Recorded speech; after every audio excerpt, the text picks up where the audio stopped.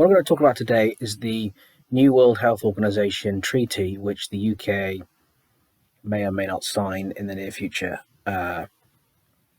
which many people are concerned about, is that it essentially delegates vast amounts of sovereignty and control of our domestic health systems into a internationalist, unelected, largely unaccountable internationalist body.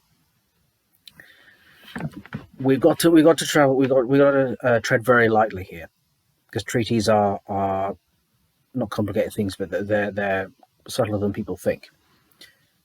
There are two outcomes that can happen here. One is that the UK signs the treaty, which it probably will, and one is that it signs the treaty and then incorporates the treaty into domestic law. My suspicion is that the UK will just sign the treaty and it will remain unincorporated, and it won't go through the Commons to turn it into domestic legislation. The reason for this is that it's so what's the word? Shamefully optimistic in the amount of power that it thinks it can just acquire from other countries. The ability to declare a national emergency, the ability to regulate health in regards to a pandemic, the ability to order mandatory vaccinations and so forth. It really doesn't have an ability to enforce this, and it puts the national government in such an awkward position, because the government is saying, "Look, we signed a bit of paper 5 years ago, and we can't, that's not going to work." So I don't think it'll survive scrutiny in the Commons. If it does pass, I'll talk about that in a minute. But if it remains unincorporated, then the treaty really has no domestic legal effect. It's essentially a policy agreement between the UK government and the WHO.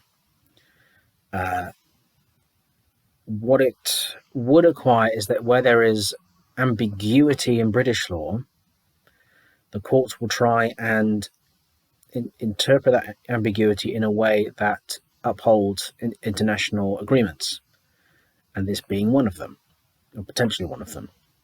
But that's only if the law in question is ambiguous. So it's not really worth the paper it's printed on if it's unincorporated.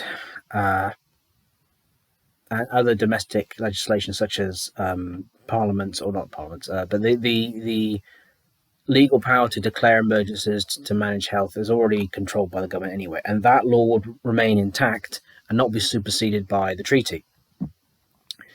If the treaty is incorporated into domestic legislation, this is where things get interesting.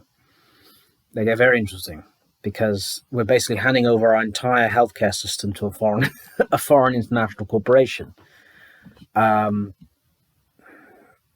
Let us assume that it happens, and let us assume that who takes over. My first concern is insurance, because you cannot make decisions and have no liability for those decisions. So people are going to be sitting around the table and say, "Oh, hold on a minute, if the WHO makes a mistake and screws up, who do we blame?"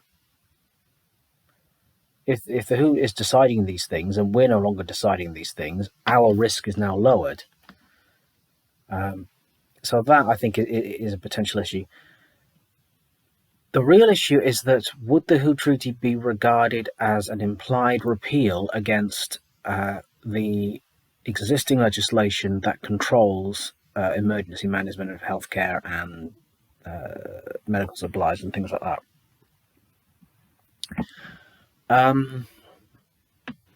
That's an interesting. I think it probably would.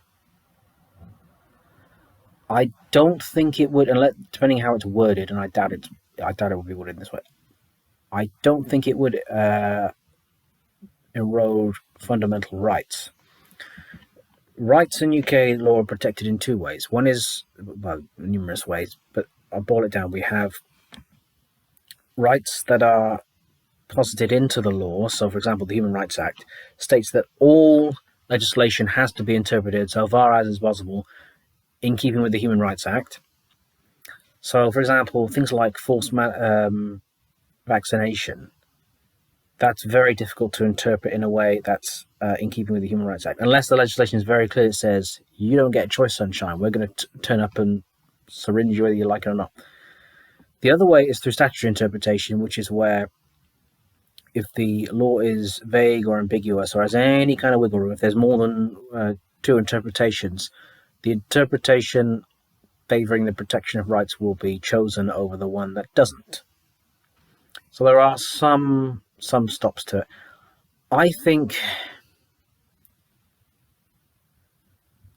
it'll just be an unincorporated treaty, which means it'd be put on the pile with the 10,001 other incorporated treaties that the government signs, or not just the government, but the governments have signed, which all get forgotten about and are not broken, but domestic law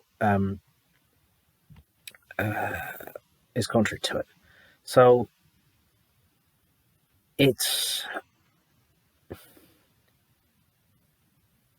I can see what they're doing, but it's just, it won't achieve anything unless it's turned into domestic law. And if it's turned into domestic law, that brings it to the national forefront.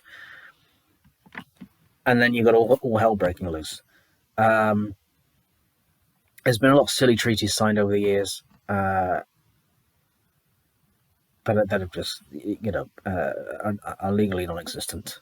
So that's my view. We've got to wait and see. If it's just signed and rubber stamped, it's just the UK government playing nice with these international bodies. Oh yes, we agree, but it's not going to do anything. Countries all over the world ignore treaties whenever it suits them. So there. If it gets turned into an act of parliament, then we've got a party.